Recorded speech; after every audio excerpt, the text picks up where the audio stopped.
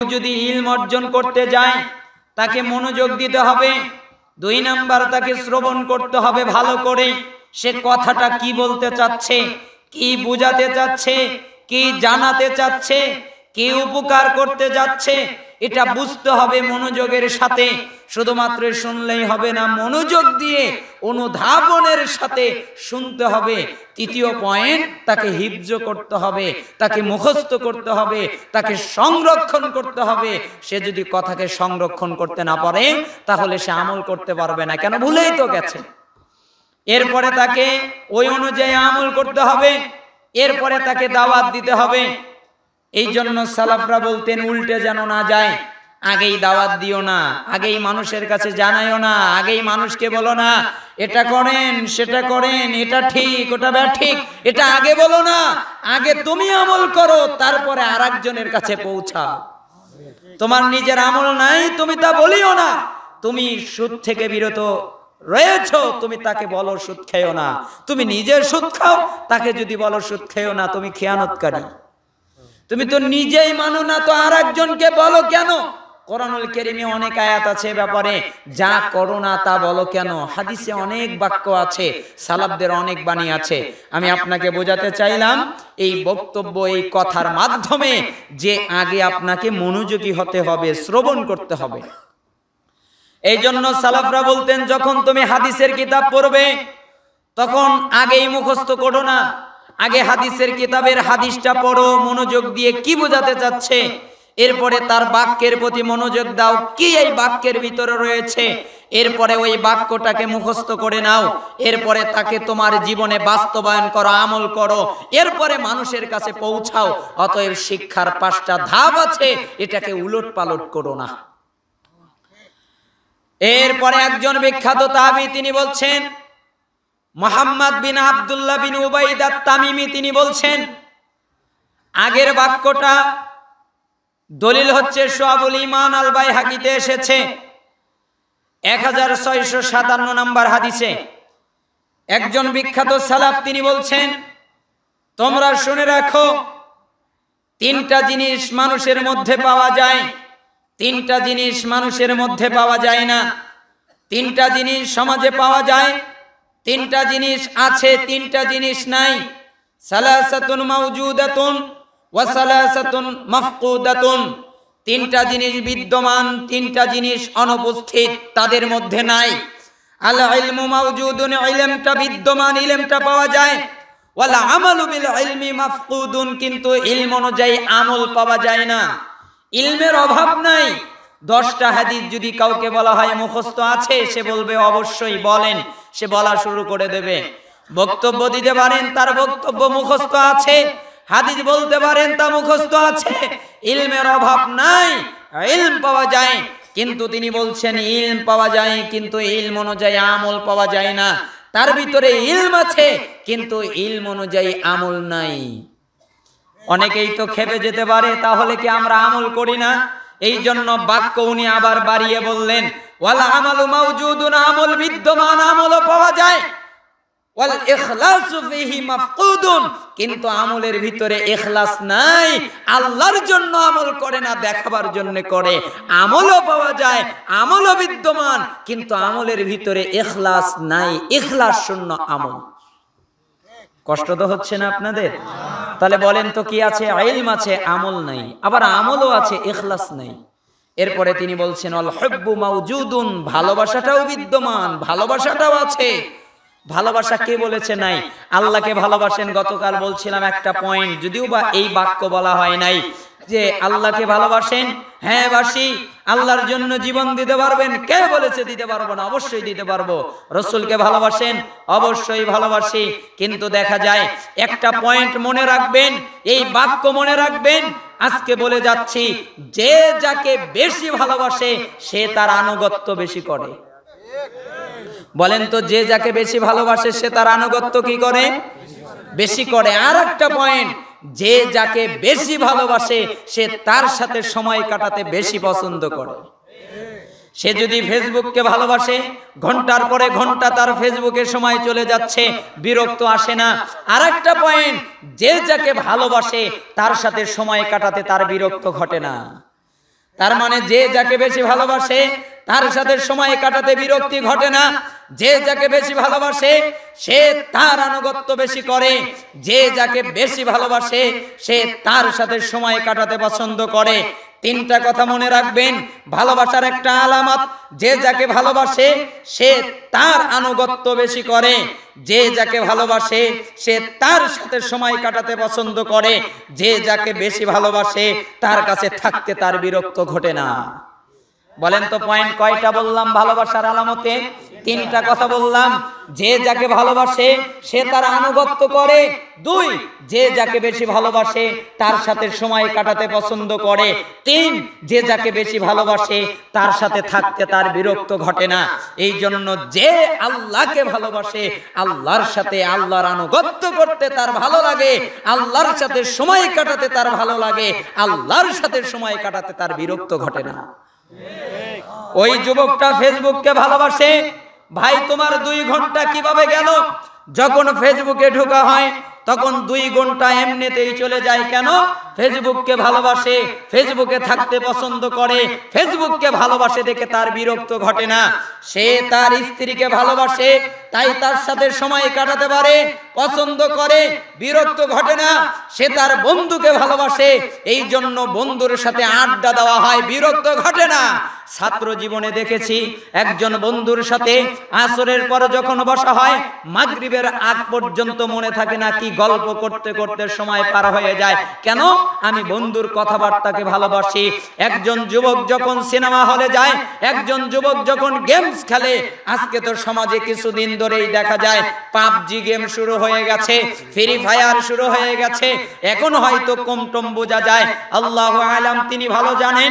আমি তো অনেক জায়গায় ঘুরে দেখি না যুবকদের অবস্থা কেমন, তবে শোনা যায় বিভিন্ন জায়গায় দেখা যায় যখন রাস্তা দিয়ে যেতাম তখন দেখতাম মোড়ে মোড়ে একজন আরেকজনের দিকে তাকাচ্ছে, একজন আরেকজনের সাথে কথা বলছে, এই এদিকে মারো, ওই দিকে মারো, এই দিকে যাও, ওই দিকে যাও, এরকম কথা বলছে। আমার ভাই আমার সাথে যে থাকে সে আমাকে বলছিল যে বাসার ভাই, আমাদের এলাকায় একটা যুবক এই পাবজি গেমের নেশায় এমন ভাবে পড়েছে, তার মা ডাকলে শোনে না, তার বাবা ডাকলে শোনে না, পায়খানা গিয়ে ও খেলে, পায়খানা গিয়ে ও কথা বলে, কি যে বলে আল্লাহ আর ও ভালো জানে।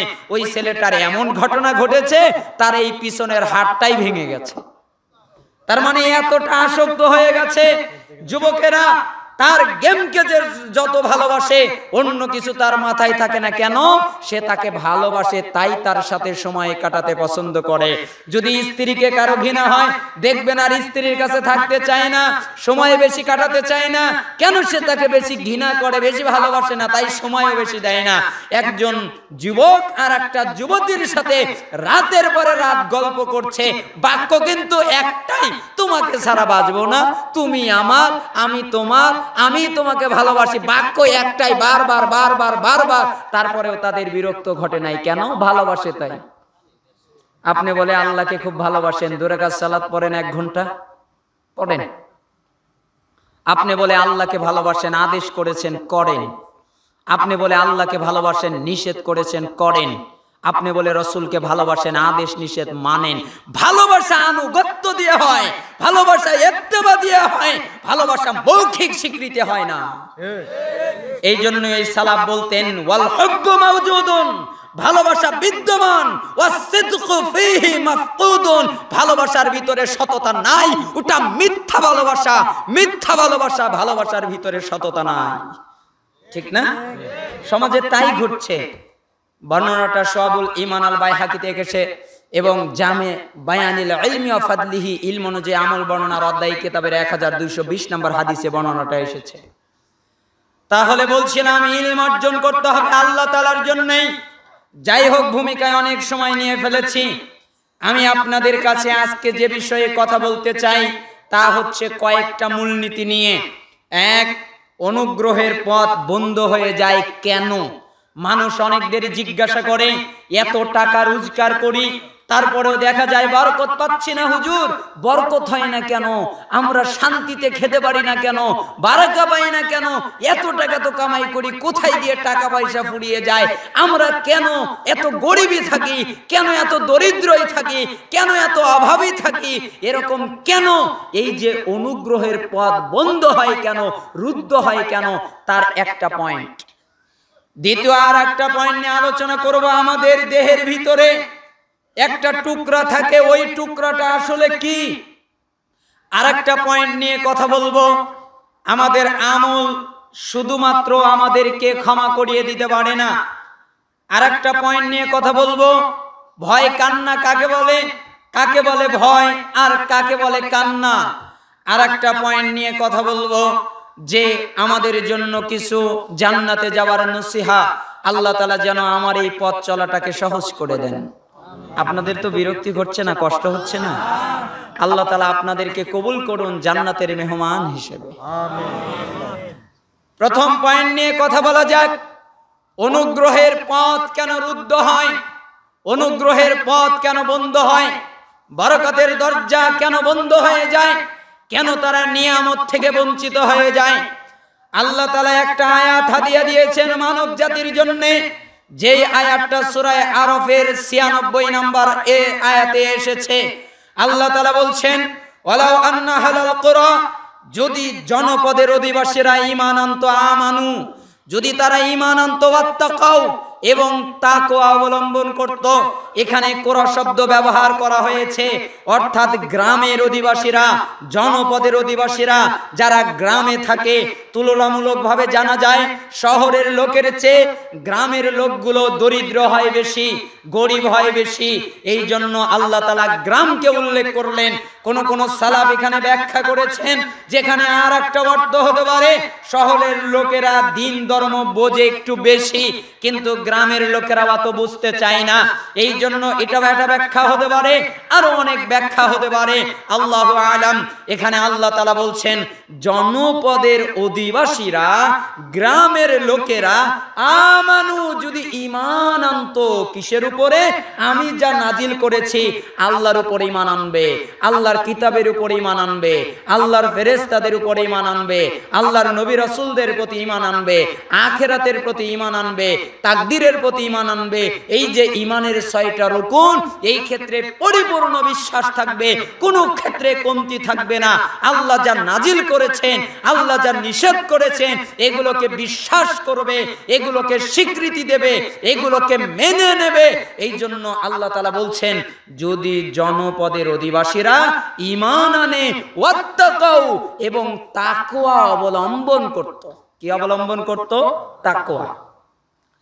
তাকওয়া শব্দ আমরা অনেকেই বুঝতে পারি না।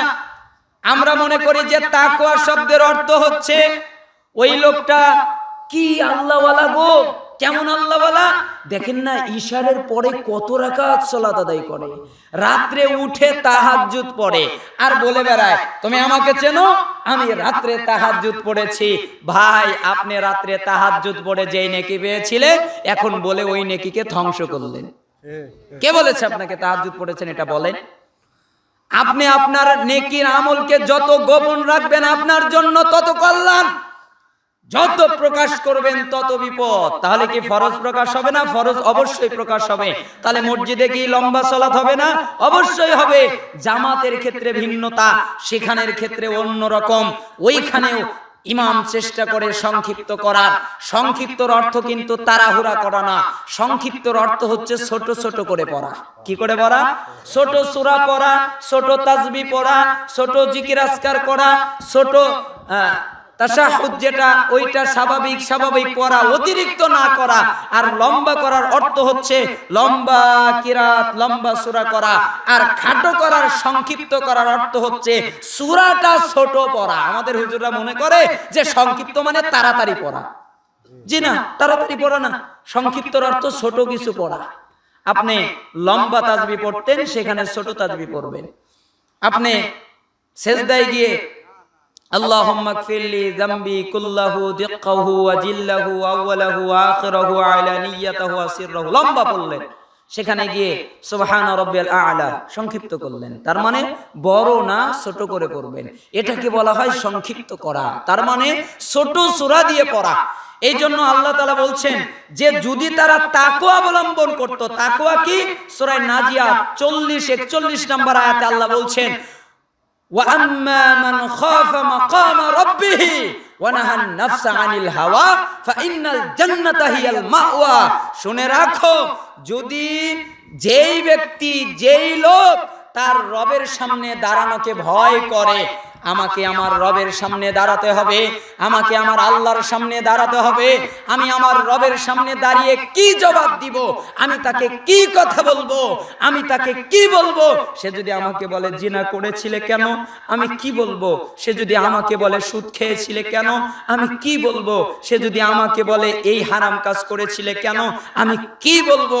এই জন্য আল্লাহ তাআলা বলছেন যেই ব্যক্তি তার রবের সামনে দাঁড়ানোর সময় এটাকে ভয় করে যে আমাকে একদিন আমার রবের সামনে দাঁড়াতে হবে, এবং তার প্রবৃত্তির কামনা বাসনা থেকে নিজেকে রক্ষা করে। মন বলছে জিনা করো, করব না। মন বলছে সুদ খাও, খাবো না। আমাকে একজন গালি দিয়েছে, ইচ্ছা করলে আমি তাকে মারতে পারি, ইচ্ছা করলে আমি তাকে প্রতিশোধ নিতে পারি, নিব না, তাকে ক্ষমা করে দিলাম। মন যা বলে আমি তার উল্টা দিকে চললাম। এজন্য আল্লাহ বলছেন যেই ব্যক্তি আল্লাহর সামনে দাঁড়াতে ভয় করে, যেই ব্যক্তি প্রবৃত্তির কামনা বাসনা থেকে নিজেকে রক্ষা করে, ফাইন্নাল জান্নাতা হিয়াল মাওয়া, তার একমাত্র ঠিকানা জান্নাত ছাড়া আর কিছু না। সুবহানাল্লাহ। ওর ঠিকানাই জান্নাত। কি? এটার নাম তাকওয়া, এটার নাম তাকওয়া। তাকওয়া কি? গুনাহ ত্যাগ করা। তাকওয়া কি? অপরাধ ত্যাগ করা। তাকওয়া কি? নাফরমানি কাজ ত্যাগ করা। যে যত বেশি গুনাহ থেকে বাঁচবে সে তত বড় মুত্তাকি হবে। খালি নেকির কাজ করার নাম তাকওয়া না, উল্টা। তাকওয়া উল্টা বুঝতে হয়। বদ আমল থেকে, খারাপ কাজ থেকে, অসভ্য কাজ থেকে, নাপাকি কাজ থেকে নিজেকে বিরত রাখার নাম তাকওয়া। বেঁচে চলা কিসের থেকে? অপরাধ থেকে, গুনাহ থেকে। আল্লাহ তাআলা আমাদের কবুল করে নিন। আমরা তো তাকওয়া বুঝতে পারি না, সালাফরা অনেক ভালো করে বুঝতেন। ইব্রাহিম ইবনে আবি ইমরান তিনি বলছিলেন, কোন বর্ণনায় মুহাম্মদ ইবনে আবু ইমরান তিনি বলছিলেন যে আমি হাতেম আল আসমের সাথে যখনই দেখা হতো তখন আমার খুব ভালো লাগতো। কেন? ওনার চেহারায় তাকালেই কেমন যেন একটা খুশির ভাব দেখতাম, কেন যে একটা আনন্দের ছাপ দেখতাম। এই জন্য আমি তাকে জিজ্ঞাসা করলাম, আপনি এত খুশি কেন? আপনি এত খুশিতে থাকেন কিভাবে? আপনি একটু আনন্দে থাকেন কিভাবে? আপনার তো ঘর বাড়িও তেমন বড় না, আপনার তো থাকার জায়গা অনেক ধনীর মতো না, আপনার তো সবকিছুই যা আছে তাও তো না, কিন্তু আপনাকে কখনোই কখনোই অসুখী দেখা যায় না, এটা কেন?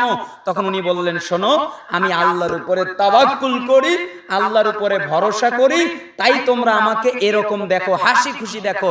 আচ্ছা, আল্লাহর উপরে ভরসা আপনি কেমনে করেন? আমরাও তো করি। তখন উনি বললেন, আমি আল্লাহর উপরে ভরসা, তাওয়াক্কুলকে 4 ভাগে ভাগ করেছি। কয় ভাগ? এই বক্তব্য মনে রাখবেন।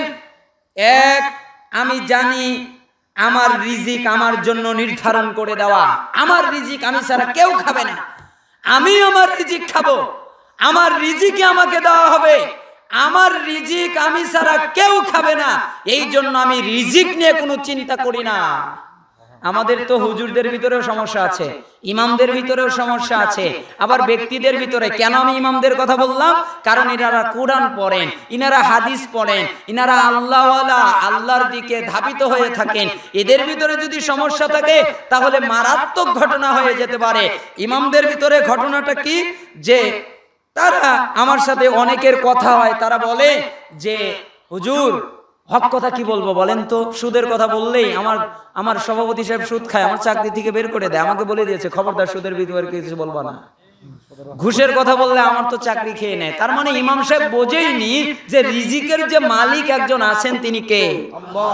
আরে আপনি যদি সমুদ্রের ভিতরে থাকেন, আপনি যদি আসমান জমিনের মাঝখানে শূন্যের ভিতরে থাকেন, আপনি যদি গর্তের ভিতরে থাকেন, আপনি যদি এমন কোন জায়গায় থাকেন যেখানে মানুষ বুঝতে পারে না, তবু আল্লাহ আপনার রিজিক আপনার কাছে পৌঁছে দেবেন।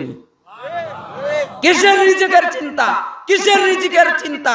রিজিক দিয়েই আল্লাহ আপনাকে পাঠিয়েছেন। দেখেন না, একটা বাচ্চা যখন একটা মায়ের গর্ভে আসে তখন তার ওই মায়ের বুকে আল্লাহ তাআলা দুধ নাজিল করেন, কত চমৎকার খাদ্য দিয়ে দেন। আবার বলে বাচ্চাদের দুধ কমে যায়। কেন কমে যায়? পাপের কারণে কমে যায়। রিজিক থেকে বঞ্চিত হয় পাপের কারণে। তার ব্যাখ্যা করব সামনে।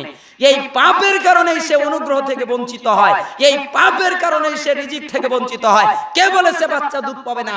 বাচ্চা দুধ পায় না, তার একমাত্র কারণ সে পাপে জড়িত, তাই বাচ্চা দুধ পায় না। আপনি পাপের কারণেই অনুগ্রহের দ্বার বন্ধ হয়ে যায়। কিভাবে?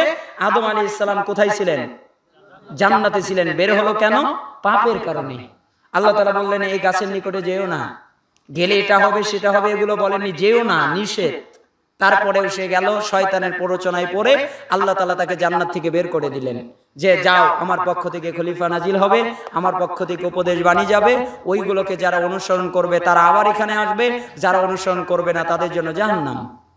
মুসা আলাইহিস সালামের সময়ে তার উম্মতদেরকে জান্নাত থেকে খাবার দেওয়া হতো, মান্না সালওয়া, তাই না? ওই খাবার কেন বন্ধ হলো? পাপের কারণে। তারা ভাবা শুরু করলো আগামী কালকে কি খাবো, এখন যদি বন্ধ হয়ে যায় কি খাবো না কি খাবো না, চিন্তা করে করে দেখেছেন কি চিন্তা, আগামীকাল কি খাবো, মানে আগামীকাল আসুক আগে তারপরে কি খাবে আগামীকাল দেখা যাবে। আগেই চিন্তা করে পড়ে আছে আগামীকালকে গিয়ে কি খাবো। আপনি আগামীকাল বাঁচবেন জানেন? আপনি আগামীকালকে চিন্তা করে আছেন, আগামীকাল তো নাও বাঁচতে পারেন, আগামীকাল আপনি দুনিয়া থেকে বিদায় নিতে পারেন, আপনার তো জানা নাই কি হবে আপনার সাথে। উনিরা চিন্তা করেছে আগামীকাল কি খাবো, আবার তারা পাপের সাথে জড়িত হলো। কি হলো? রিজিকের দরজা বন্ধ হয়ে গেল আসমান থেকে নাজিল করা। মারিয়াম আলাইহিস সালামের ঘটনা দেখেন, আল্লাহ তাআলা তাকে জান্নাত থেকে খাবার দিতেন, তার খাবার বন্ধ হয়ে যায় নাই। কেন? আল্লাহকে মেনে নেওয়ার কারণে। এই জন্য মুহাম্মদ বিন আবু ইমরান তেনার কথা বলছিলাম যে আমি হাতেম আল আসমকে জিজ্ঞাসা করলাম, তিনি বললেন আমি 4 ভাগে ভাগ করেছি। এক, আমি জানি আমার রিজিক আমার জন্য নির্ধারণ করে দেওয়া, আমার রিজিক আমি ছাড়া কেউ খাবে না। 2 নাম্বার, আমি জানি আমার আমল আমাকেই করতে হবে, আমার বন্ধু করে দেবে না, আমার বিবি করে দেবে না, আমার আত্মীয় স্বজন করবে না, আমার মা করবে না, আমার বাবা করবে না। উনি এক বাক্যে বলেছেন পৃথিবীর কেউ আমার আমল করে দেবে না, আমার আমল আমাকেই করতে হবে। যেহেতু আমার আমল আমাকেই করতে হবে, এই জন্য আমি আমলটা ভালো করেই করি। দেখেছেন কত চমৎকার কথা, আমাকেই যেহেতু করতে হবে এই জন্য আমি ভালো করেই করি। 3 নাম্বার, আমি জানি আমার মালাকুল মাউত আমার বন্ধু নয়, তিনি আমাকে বলে চলে আসবে না, হঠাৎ করে চলে আসবে, তিনি আমাকে নিউজ দিয়ে আসবে না। অতএব আমি সর্বদা প্রস্তুত থাকি। মালাকুল মাউত যদি হঠাৎ করে চলে আসে, আমার প্রস্তুতি নেওয়া বাকি নাই, আমি প্রস্তুত আগেই হয়ে গেছি যে আমাকে আল্লাহর সামনে দাঁড়াতে হবে। 4 নাম্বার, আমি জানি যে আমি যেখানেই যাই গুনাহ করার জন্য, তখন দেখি কেউ নাই, তখন মনে হয় একজন আছেন, আমার রব, তিনি আমাকে দেখছেন, এই জন্য তার সামনে গুনাহ করতে লজ্জা পাই। এই 4 কারণে আমাকে এত খুশি আর শান্তিতে দেখো। সুবহানাল্লাহ বলবেন না? বাক্য কে বোঝে? সালাফদের নীতি কে বোঝে? সালাফদের এই বক্তব্য কে বোঝে? এই জন্য আল্লাহ তাআলা বললেন, যদি জনপদের অধিবাসীরা ঈমান আনতো, তাকে অবলম্বন করত, লাফাতাহনা আলাইহিম বারাকাতিম মিনাস সামাই ওয়াল আরদ, আসমান আর জমিনের যত বারাকাতের দরজা আছে আমি সব তাদের জন্য উন্মুক্ত করে দিতাম। আসমানের সমস্ত বরকত নাজিল করে দিতাম, জমিনের সমস্ত বরকত উঠিয়ে দিতাম। এরপরে আল্লাহ বললেন, ওয়ালাকিন কাযযাবু, কিন্তু ওরা মনে করলো আমি আল্লাহ মিথ্যাবাদী, আমি আল্লাহকে সত্যবাদী মনে করে নাই। এখানে সালাফরা ব্যাখ্যা করেছেন, তারা রাসূলকে মিথ্যাবাদী মনে করত। রাসূলকে মিথ্যাবাদী মনে করা মানে আল্লাহকেই মিথ্যাবাদী মনে করা। এই জন্য তারা যার উপরে আছে আমি তাদেরকে তার উপরেই পাকড়াও করে ধরলাম। আপনি বলবেন যে অনুগ্রহের পথ বন্ধ হয় কেন? পাপের কারণে বরকত বন্ধ হয়ে যায়, পাপের কারণে রিজিক বন্ধ হয়ে যায়, পাপের কারণে রিজিকে কোনো বরকত থাকে না, পাপের কারণে অন্তরের শান্তি নষ্ট হয়ে যায়, পাপের কারণে অস্থিরতা তৈরি হয়। ইবনে মাজাহ 4105 4106 দুইটা হাদিসের সমন্বয়ের একটা ফতোয়া। সেটা হচ্ছে কোন ব্যক্তি যদি আল্লাহর দিকে ধাবিত হয়, আল্লাহর কাজ করা শুরু করে দেয়, তাহলে তার সমস্ত কাজ আল্লাহ নিজে করা শুরু করে দেয়। তার জন্য আল্লাহ যথেষ্ট হয়ে যায় এবং সমস্ত কাজকে আল্লাহ গুছিয়ে দেয় এবং দুনিয়াটাকে তার সামনে হাজির করে দেয়। কি কি লাগবে নাও। আর যে ব্যক্তি দুনিয়ার দিকে ঝুঁকে পড়ে আল্লাহ তাআলা তাকে অস্থিরতা এবং দরিদ্রতা নিত্য সঙ্গী করে দেয় এবং সে কোনো উপত্যকা পাহাড়ের তল দিয়ে যাচ্ছিল আর পাহাড়টা তার ঘাড়ের উপরে ধসে পড়ল, এতে আল্লাহর কিচ্ছু আসে যায় না। আবু হুরায়রা রাদিয়াল্লাহু আনহু তিনি বলছেন রাসূলুল্লাহ সাল্লাল্লাহু আলাইহি ওয়াসাল্লাম বলেছেন, তিনি বলছেন আল্লাহ তাআলা বলেছেন হাদিসে কুদসি, আল্লাহ তাআলা বলছেন ইয়া ইবনে আদম, হে আদম সন্তান, তাফাররাক লি ইবাদাতি, তোমরা আমার ইবাদতে মগ্ন হও। আমলা সদরকা গিনান, আমি তোমাদের অন্তরটাকে ধনী বানিয়ে দিব, আমি তোমাদের অন্তরটাকে ঐশ্বর্যমণ্ডিত করে দিব, আমি তোমাদের অন্তরের ভিতরে শান্তি নাজিল করব। ওয়াসুদ্দা ফাকর, এবং তোমাদের দরিদ্রতার দরজা আমি আল্লাহ বন্ধ করে দিব। ওয়াইল্লাম তাফআল, যদি এমনটা না করো, আমার ইবাদত যদি না করো, আল্লাহ তাআলা তার বান্দাদেরকে তৈরি করেছেন একমাত্র তার ইবাদতের জন্য। তারা আল্লাহর ইবাদত করবে, 10 তলা বাড়ি বানাবে এই জন্য নয়, 20 তলা বাড়ি বানাবে এই জন্য নয়। তাহলে কি এগুলো বানানো যাবে না? এগুলো বানানো যাবে হালাল, এগুলো দুনিয়াবি বিষয়, এইগুলো দিয়েও আল্লাহর সন্তুষ্টি অর্জন করা যায়। অতএব আল্লাহ তাআলা একমাত্র বান্দাদের সৃষ্টি করেছেন তার ইবাদত করার জন্য। এই জন্য আল্লাহ তাআলা বলছেন যে ব্যক্তি আমার ইবাদতে মগ্ন হয় আমি তার অন্তরকে ঐশ্বর্যমণ্ডিত করে দেই এবং তার দরিদ্রতার পথ বন্ধ করে দেই। ওয়াইল্লাম তাফআল, আর যদি এমনটা না করে, মালাতু সদরকা শুগলান, আমি তাদের অন্তরটাকে পেরেশানি দিয়ে, ব্যস্ততা দিয়ে পরিপূর্ণ করে দেই। ওয়ালাম আসুদ্দা ফাকরা, আর দরিদ্রতা আমি বন্ধ করি না। ওরা খালি ফকির হতেই থাকবে, ওরা খালি গরিব হতেই থাকবে, ওরা বরকত পাবে না, ওদের বরকত বন্ধ হতেই থাকবে। কেন? সে আমার ইবাদত করে নাই। যখন আমার ইবাদত করবে তখন আমার উপরে ওয়াজিব হয়ে যাবে তাদের দেখভাল করা, তাদের রিজিক দিয়ে দেওয়া, তাদের রিজিকে বারাকাত নাজিল করে দেওয়া। ইবনে মাজাহ 4107 নম্বর হাদিস, এটা হাদিসের সনদ সহিহ। তার মানে প্রথম পয়েন্টে আরো অনেক কথা ছিল, আমি এখানে রেখে দিলাম। দ্বিতীয় মূলনীতি হচ্ছে আপনাদের জন্য আমার, মানুষদের এরকম উতাল পাতাল ঘটে। নোমান ইবনে বাশির রাদিয়াল্লাহু আনহু তিনি বলছেন রাসূলুল্লাহ সাল্লাল্লাহু আলাইহি ওয়াসাল্লাম বলেছেন, ইন্নাল হালালা বাইয়িন ওয়া ইন্নাল হারামা বাইয়িন ওয়া বাইনাহুমা উমুরুন মুশতাবিহাত লা ইয়ালামুহুন্না কাসীরুম মিনান নাস ফামান ইত্তাকাশ শুবহাত ফাকাদ ইস্তাবরা লিদীনিহি ওয়া ইরদিহি ওয়া মান ওয়াকা ফিশ শুবহাত ওয়াকা ফিল হারাম কাররাই ইয়ারহা হাওলাল হিমা ইউশিকু আইয়ারতাআ ফি আলা ওয়া ইন্না লিকুল্লি মালিকিন হিমা আলা ওয়া ইন্না হিমাল্লাহি মাহারিমুহু। আল্লাহর নবী বললেন, শুনে রাখো, নিঃসন্দেহে কোনো সন্দেহ নাই, হালাল স্পষ্ট, নিঃসন্দেহে কোনো সন্দেহ নাই, হারাম স্পষ্ট জানিয়ে দেওয়া হয়েছে এটা হালাল, জানিয়ে দেওয়া হয়েছে এটা হারাম। আর এই দুইটার মাঝখানে যা আছে তা হচ্ছে সন্দেহজনক বিষয়। চূড়ান্ত সিদ্ধান্ত যার নাই সেটা চূড়ান্ত হারাম, যেখানে চূড়ান্ত সিদ্ধান্ত নাই সেটা চূড়ান্ত হারাম। যেখানে বলে দেওয়া হয় নাই এটা হালাল নাকি হারাম, সন্দেহপূর্ণ ঢুকে গেছে, সে যেন হারামেই ঢুকে গেল। আর যে ব্যক্তি সন্দেহ থেকে দূরে থাকলো সে তার সম্পদ আর নিজেকে নিরাপত্তা করে নিল। শুনে রাখো, প্রত্যেক রাজা বাদশার একটা সংরক্ষিত এলাকা থাকে। যেমন মনে করো একজন রাখাল পশু চড়াচ্ছে, তার পশুটা যে কোনো এলাকায় প্রবেশ করে ফেলতে পারে।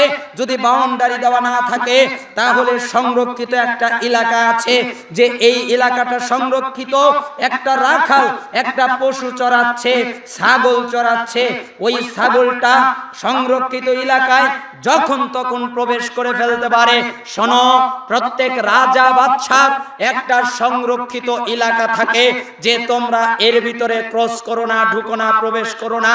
আল্লাহর একটা সংরক্ষিত এলাকা আছে যেখানে তিনি প্রবেশ করতে নিষেধ করো না। আলা ওয়া ইন্নাল ফাসাদ আলা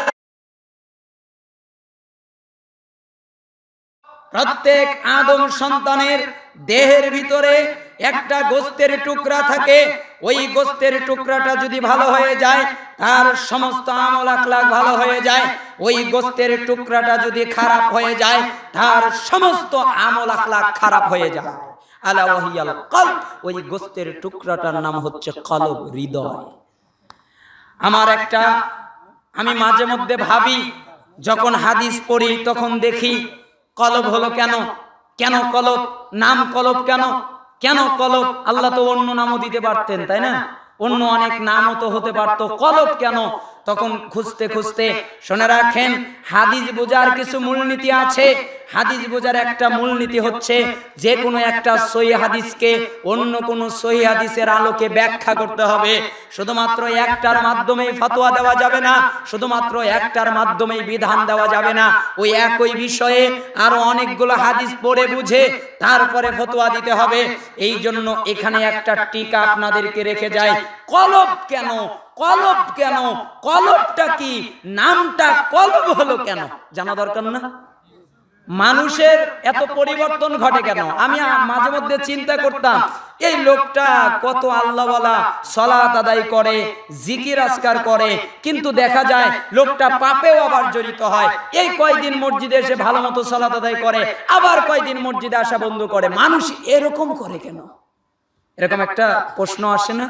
তো আমি ভাবতাম, মানুষ এরকম করে কেন? এই হাদিসটা গবেষণা করতে গিয়ে পেয়ে গেলাম, মানুষ যে এরকম করে এটাই তার খাসলত। কিভাবে?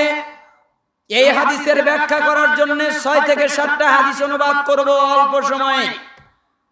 একটা হাদিস মুসনাদে আহমদ 19661 নম্বরে এসেছে। রাসূলুল্লাহ সাল্লাল্লাহু আলাইহি ওয়াসাল্লাম বলেছেন যে, শুনে রাখো, এই অন্তরের উদাহরণ দিতে গিয়ে বলছেন, ইন্নামা সুমিয়াল কলব মিন তাকাল্লুবিহি, ইন্নামা মাসালুল কলব কামাসালি রিশাতিন মুআল্লাকাতিন ফি আসলি শাজারাতিন তুকাল্লিবুহার রিহ যাহরান লিবাতুন। অন্তরকে অন্তর নামকরণ করা হয়েছে, অন্তরকে কলব নামকরণ করা হয়েছে। অন্তরের পরিবর্তন ঘটে তাই। যদি অন্তর পরিবর্তন না হতো, অন্তরের নাম কলব রাখা হতো না। শুনে রাখো, অন্তরের উদাহরণ হচ্ছে একটা পালকের মতো, যা একটা গাছের ডালে ঝুলানো আছে সুতা দিয়ে। এরপরে যখন বাতাস আসে তখন তাকে এদিক সেদিক উলট পালট করে, খেনেই ভালো, খেনেই মন্দ, খেনেই উত্তম, খেনেই অনুত্তম, খেনেই আল্লাহওয়ালা, খেনেই শয়তানের দিকে অন্তর পরিবর্তন ঘটে। তাই এর নাম কলব রাখা হয়েছে। মাসালুল কলবি কামাসালি রিশাতিন বিআরদিন ফালাতিন তুকাল্লিবুহার রিহু যাহরান লিবাতুন। ইবনে আসিম তার কিতাবুস সুন্নাহ 227 নম্বর হাদিসে তিনি বলছেন, শুনে রাখো, অন্তরের উদাহরণ হচ্ছে একটা পালকের মতো। যে কোনো পাখি হতে পারে, সেটা কবুতর হতে পারে, সেটা কোনো শালিক হতে পারে, সেটা কোনো কাক হতে পারে, সেটা যেই কোনো পাখি হতে পারে। ওই পাখির একটা ফোর পালকের মতো, যা খুবই পাতলা, যা মরুভূমিতে পড়ে আছে। এরপরে প্রচন্ড বাতাস শুরু হয়েছে, এরপরে প্রচন্ড বাতাসে ওই ফোরটা পালকটাকে উলট পালট করা শুরু করছে।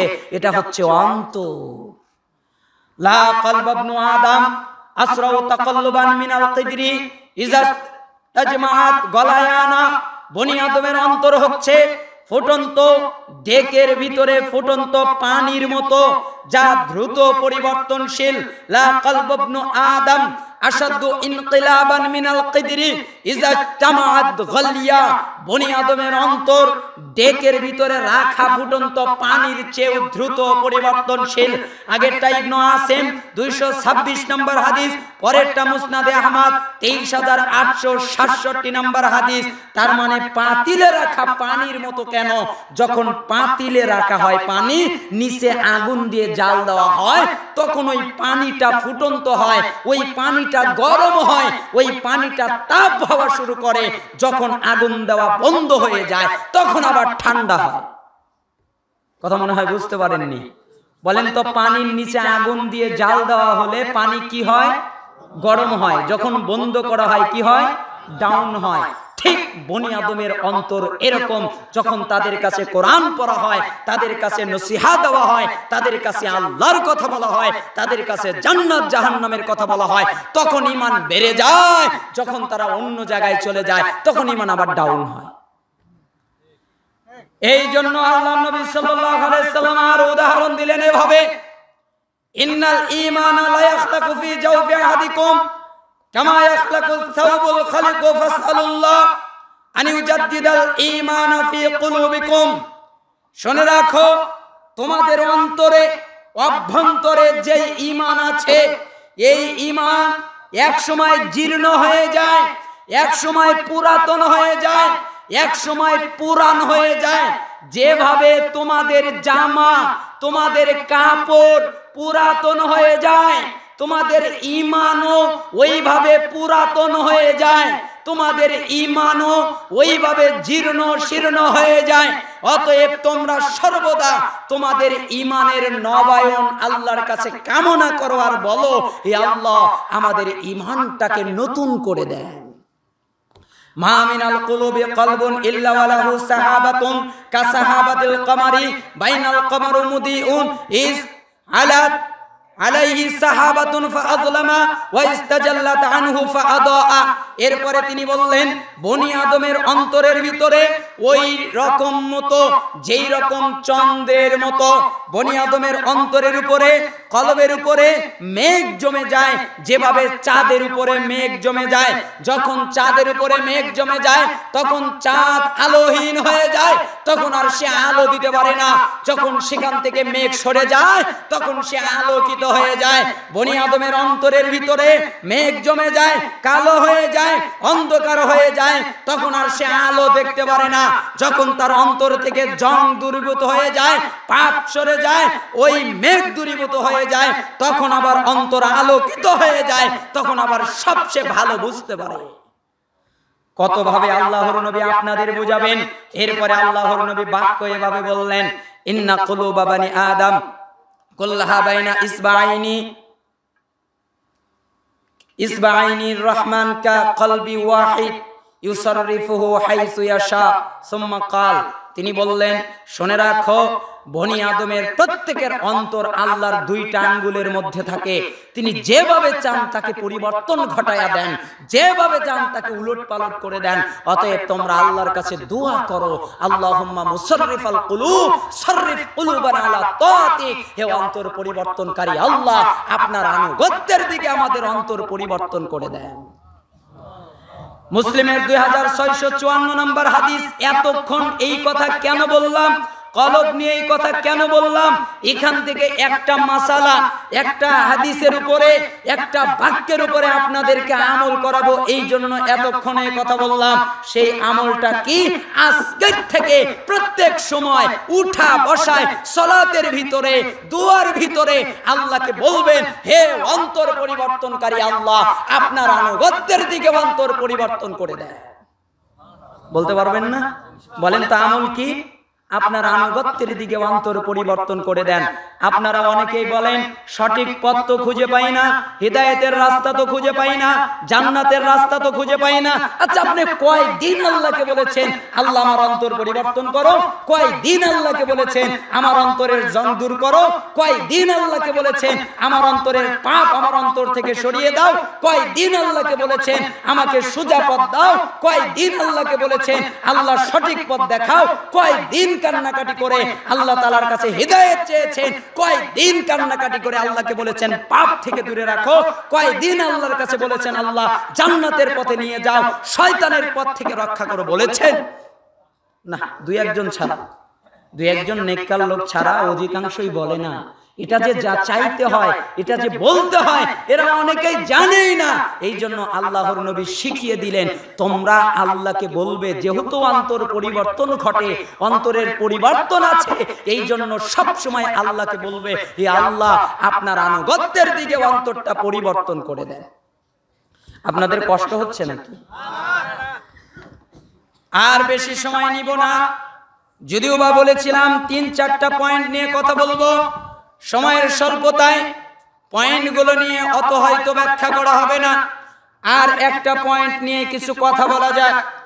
যেই হাদিসটা সহিহ বুখারীতে এসেছে 6631 নম্বর হাদিস, আবু হুরায়রা রাদিয়াল্লাহু আনহু তিনি বলছেন, ক্বালা আবুল কাসিম সাল্লাল্লাহু আলাইহি ওয়াসাল্লাম, আবুল কাসিম মুহাম্মদ সাল্লাল্লাহু আলাইহি ওয়াসাল্লাম বলেছেন, ওয়াল্লাযী নাফসি বিয়াদিহি, শুনে রাখো ওই মহান সত্তার কসম যার হাতে আমার জীবন, যার হাতে আমার প্রাণ, তার শপথ নিয়ে বলছি, লাউ তা'লামুনা মা আ'লামু লা বাকাইতুম কাসীরা ওয়া লা দাহিকতুম কলিলা।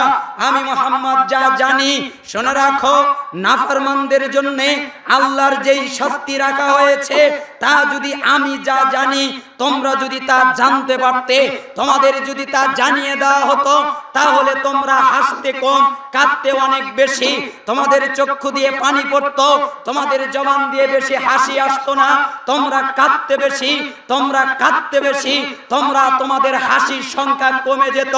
ওইটাকে কান্না বলে না যেই কান্না মানুষকে দেখিয়ে করা হয়, ওইটাকে কান্না বলে না যেই কান্না মানুষের সামনে কান্না করা হয়, ওইটাকে কান্না বলে না যেই কান্না মানুষে জানতে পারে, ওইটাই কান্না যেটা গভীর রাতে কেউ দেখে না একমাত্র আল্লাহ ছাড়া।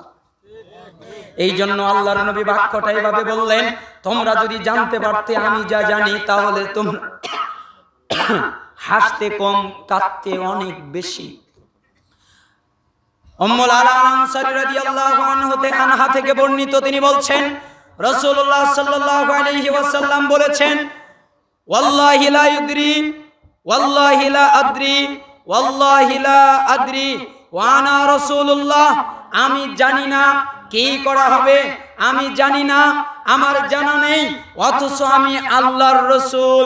মা ইফআলু বি ওয়ালা বিকুম, মিশকাতে এসেছে 5040-এ ওয়া বিকুম শব্দ এখানে ভুল হয়েছে, মূল শব্দ হবে ওয়ালা বিকুম, আমার জানা নাই আমার সাথে কি করা হবে, আমার জানা নাই তোমাদের সাথে কি করা হবে, আমার সাথে আচরণ কেমন হবে এটা আমি নবী জানি না, তোমাদের সাথে আচরণ কেমন হবে এটা আমি জানি না। শব্দ তো দ্বিমুখী হয়ে গেল। আগের বাক্যগুলোর সাথে আল্লাহ তো আল্লাহর নবীকে বলেছেন, আমি তোমাকে হাউজে কাউসার দিলাম, আল্লাহ তো আল্লাহর নবীকে বলেছেন, আমি তোমাকে মাকামে মাহমুদ দান করলাম, আল্লাহ তো আল্লাহর নবীকে বলেছেন, আমি তোমাকে আমার ডান পাশে জায়গা দিব, আল্লাহ তো আল্লাহর নবীকে বলেছেন, আমি তোমাকে জান্নাতের সর্বপ্রথম প্রবেশ করার অনুমতি দিব। তাহলে আল্লাহর নবী যে বললেন আমার সাথে কি হবে তোমার সাথে কি হবে তা জানি না, যে কথা তিনি উম্মতদেরকে বোঝানোর জন্য এত কঠিন বাক্য তিনি বলেছেন, তার মানে আমার জানা নাই নেকি কেমন হবে, আমার জানা নাই ইবাদত কেমন হবে, আমার জানা নাই কি হবে, তোমাদের সাথে কি হবে জানা নাই। এই জন্য তিনি তার মেয়েদেরকে বলতেন, হে আমার আদরের কন্যা ফাতেমা, আমার কাছে দুনিয়ায় যা চাওয়ার চেয়ে নাও, মরার পরে আমি কিন্তু তোমার উপকার করতে পারবো না। হে আমার জনবসতি, হে আমার অমুক, হে আমার তমুক, তোমার যার যা প্রয়োজন আমার কাছে চেয়ে নাও, আমি যাদের সাথে জুলুম করেছি তোমরা আমাকে মেরে তোমাদের শোধ নিয়ে নাও। আল্লাহর নবী কার উপরে জুলুম করেন নাই, কিন্তু তারপরেও তিনি বাক্য এভাবে বলছিলেন, তোমরা আমাকে মেরে শোধ নিয়ে নাও, ওই সময় কিন্তু আমি দিতে পারবো না, আমার সাথে কি করা হবে জানা নাই, তোমাদের সাথে কি করা হবে জানা নাই, এটা আমি বলতে পারি না। সহিহ বুখারী 6463 নম্বর হাদিস খোলেন, যেটা দারুল হাদিস অথবা তাওহীদ পাবলিকেশনস অথবা ইসলামিক ফাউন্ডেশন 6019 নম্বর হাদিস খোলেন। আবু হুরায়রা রাদিয়াল্লাহু আনহু তিনি বলছেন, রাসূলুল্লাহ সাল্লাল্লাহু আলাইহি ওয়াসাল্লাম বলেছেন, লা ইউনাজ্জিয়া আহাদাম মিনকুম আমালুহু, তোমাদের আমল তোমাকে মুক্তি দেবে না, তোমরা যে আমলই করো না কেন ওই আমল তোমাদের নাজাত দেবে না, ওই আমল তোমাদের মুক্তি দেবে না। বাক্যটা কত কঠিন হয়ে গেল না? আমল করলাম নাজাতের জন্য, অথচ আল্লাহর নবী বললেন আমল মুক্তি দেবে না, তো কি মুক্তি দেবে? এই জন্য সাহাবীরা প্রশ্ন করলেন, হে আল্লাহর নবী, আপনাকেও না, আপনাকেও মুক্তি দেবে না, আপনিও রক্ষা পাবেন না? তখন আল্লাহর নবী বললেন, ক্বালা ওয়ালা আনা, না আমিও না, ইল্লা ইয়াতাগাম্মাদানি আল্লাহু বিরহমাতিন, তবে শুনে রাখো আল্লাহ তাআলা আমাকে তার রহমত দ্বারা আবৃত করে রেখেছেন। আমি মুক্তি পাবো কেন? আল্লাহর রহমতে। আমার আমল দিয়ে নয়, আল্লাহ আমার প্রতি রহমত নাজিল করবেন, বারাকা নাজিল করবেন, আল্লাহর দয়া, আল্লাহর রহমতের কারণে আমি মুক্তি পেয়ে যাব। শুধু আমল কাউকে মুক্তি দেবে না। এরপরে আল্লাহর নবী বললেন, ওয়াসাদ্দিদু ওয়া কারিবু ওয়াগদু ওয়া রুহু ওয়া শাইউম মিনাদ দুলজা ওয়াল কসদাল কসদা তাবলুগু। অতএব তোমরা চেষ্টা করতে থাকো। আমি বাক্য বলেছি তার মানে এটা না যে আমল করা বন্ধ করে দেবে, জি না, আমল করতে থাকো, চেষ্টা করতে থাকো, আল্লাহর নৈকট্য লাভ করতে থাকো, আল্লাহর ভালোবাসা পেতে থাকো। কোন মাধ্যমে আল্লাহর ভালোবাসা পাওয়া যায়, আল্লাহর কাছাকাছি হওয়া যায়, এই নৈকট্য লাভ করতে থাকো। সকালে, সন্ধ্যায় এবং রাতের কিছু অংশে আল্লাহকে আহ্বান করো, আল্লাহর জিকির আজকার করো, আর মধ্যম পন্থা অবলম্বন করো।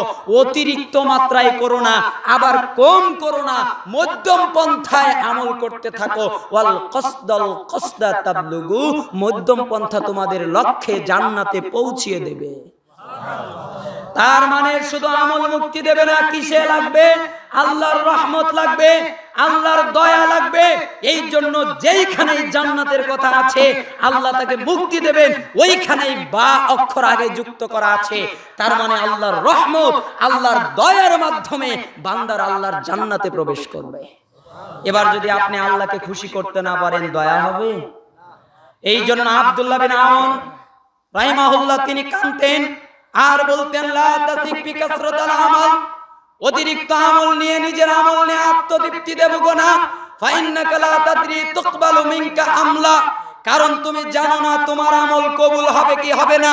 সালাত পড়েছো, কবুল হয়েছে কিনা জানা নাই। ওয়ালা তামান যুনুবাক, অতএব নিজের পাপের ব্যাপারে নিরাপদ বোধ করো না। ফাইন্নাকা লা তাদরি হাল কুফিরাত মিনকা আমলা, কারণ তোমার জানা নাই যে তোমার এই পাপটাকে ক্ষমা করা হয়েছে কি হয় নাই। ইন্না আলাইকা আনকা মুগাইয়াবুন মা তাদরিম আল্লাহু সানিউন ফি, অতএব সেদিন আল্লাহ তোমার সাথে কি আচরণ করবে তাও তোমার জানা নাই। কি করবেন? আয়াজালু ফি সিজ্জিন, আমি আজালুহু ফি ইল্লিন, তিনি কি তা সিজ্জিন জাহান্নামের জন্য রাখবেন নাকি ইল্লিন জান্নাতের জন্য রাখবেন, এটা তোমার জানা নাই। 3-4টা কওলের ভিতরেই আমি আমার আলোচনা শেষ করে দিব। অল্প সময়ের ভিতরে ধৈর্য ধারণ করুন। সম্মানিত আশপাশের মেহমান, সম্মানিত মেহমান, আমি অবগতি করছি আল্লাহ তাআলা আপনাদের প্রতি রহমত নাজিল করুন। অল্প সময়ের ভিতরে আমার বক্তব্য আমি ইতি টানবো। আল্লাহ সুবহানাহু ওয়া তাআলা বারাকা নাজিল করুন। উনি আব্দুল্লাহ বিন আউন বললেন, শাহুল ঈমান লিল বাইহাকি 6930 নম্বর হাদিস, যে জানা নাই আমার আমল কবুল হয়েছে কিনা, জানা নাই গুনাহ মাফ হয়েছে কিনা, অতএব নিরাপত্তা বোধ করো না। এই জন্য একজন সালাফ বলতেন যে আখিরাতের বিষয় যদি গোপন না থাকতো তাহলে সবাই তো জান্নাতে চলে যেত। তখন একজন বলল, কে বলেছে গোপন? সবই তো প্রকাশ হয়েছে। জান্নাত, এই কাজ করলে জান্নাত, ওই কাজ করলে জান্নাত, এই কাজের মাধ্যমে জান্নাত যাওয়া হবে, ওই কাজ করলে জাহান্নাম, সবই তো প্রকাশ, গোপন থাকলো কি? তখন উনি বললেন, বুঝতে পারো নাই, তুমি যে 2 রাকাত পড়েছো কবুল হয়েছে এটা তোমার কি জানো? তুমি যে ক্ষমা চেয়েছো ক্ষমা হয়েছে কিনা এটা কি তুমি জানো নিশ্চিত? না তা তো জানি না। এই যে গোপন আছে এটাই তো মূলত গোপন। এই জন্য মুআজ বিন জাবাল রাদিয়াল্লাহু আনহু তিনি একদিন কাঁদছিলেন। তাকে জিজ্ঞাসা করলেন, আপনি কাঁদেন কেন? মায়ুবকিকা, কি কারণে কাঁদেন? তখন উনি বললেন, শুনে রাখো, আমি মরে যাব এই জন্য কাঁদছি না, দুনিয়ায় কিছু রেখে যাব এই জন্য কাঁদছি না। আমি আল্লাহর নবীকে বলতে শুনেছি, ইন্নামা হুমা কবদাতান ফাকবদাতুন ফিন্নার ওয়া কবদাতুন ফিল জান্নাহ। আদম সন্তানের রূহগুলো আল্লাহর মুষ্টিতে, 2টা মুষ্টিতে ভাগ হয়ে আছে, একটা জান্নাতে যাবে আর একটা জাহান্নামে যাবে। লা আকুনু, আমার জানা নেই, আমার জানা নেই, লা আদ্রি, আমার জানা নেই, ফি আইয়িল কবদাতাইনি লা আকুনু, আমি জানি না, আমার জানা নেই আমার কি হবে, আমি কি জান্নাতে যাব নাকি জাহান্নামে যাব, এটা আমার জানা নাই। এই ভয়ের কারণে আমি কাঁদছি। আমাদের সমাজের ভিতরে একটা সংক্ষিপ্ত বাক্যের মাধ্যমে আজকের আলোচনার ইতি টানছি। ওমর বিন খাত্তাব রাদিয়াল্লাহু আনহু তিনি এক সময় কিছু সাহাবীর কাছে আসলেন, তারা কথা বলছিলেন আর একজন আরেকজনকে বলছিলেন, তোমরা কি জানো একটা নেকি করলে 10টা নেকি? তোমরা কি জানো একটা পাপ করলে একটা পাপ? আল্লাহ কত দয়াবান, আল্লাহ কত রহমত নাজিল করেন। অবশ্যই আল্লাহ দয়াবান, অবশ্যই আল্লাহ রহমত নাজিল করেন, অবশ্যই আল্লাহ করুণা করেন, তাছাড়া আমাদের পক্ষে বাঁচা সম্ভব নয়।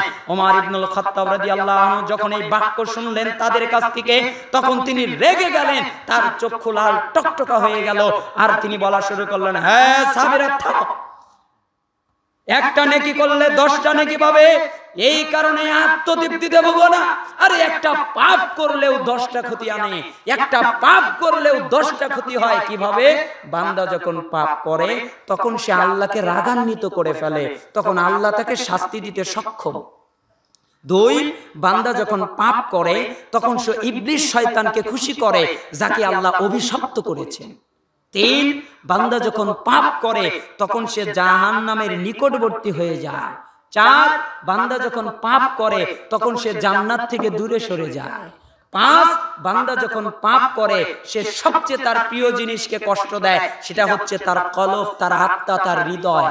6, বান্দা যখন গুনাহ করে তখন সে অপবিত্র হয়ে যায়, অথচ এর আগেই সে পবিত্র ছিল। 7, বান্দা যখন গুনাহ করে তখন সে প্রিয় নবী মুহাম্মদ সাল্লাল্লাহু আলাইহি সাল্লামকে কষ্ট দেয়। 8, বান্দা যখন গুনাহ করে তার 2 কাঁধে নিয়োজিত ফেরেশতাকে কষ্ট দেয়। 9, বান্দা যখন গুনাহ করে তখন সে আসমান জমিন যা কিছু তার আশেপাশে আছে অঙ্গ প্রত্যঙ্গ সহ তার বিরুদ্ধে তাকে সাক্ষী বানায়। 10, বান্দা যখন গুনাহ করে তখন সে আল্লাহকে রাগান্বিত করে ফেলে, বনি আদম সন্তানের সাথে খিয়ানত করে। ইবনুল জাওজি বাহরুদ দুমু 2য় পরিচ্ছেদে এই কথাটা তিনি নিয়ে এসেছেন। আল্লাহ তাআলা আমাদের বোঝার তৌফিক দান করুন। হে আল্লাহ, আমাদেরকে কবুল করে নিন। এই দাওয়া দাবি রেখে আমি যে কথাবার্তা বলেছি, ভুল ত্রুটি হলে ক্ষমা সুন্দর দৃষ্টিতে দেখবেন।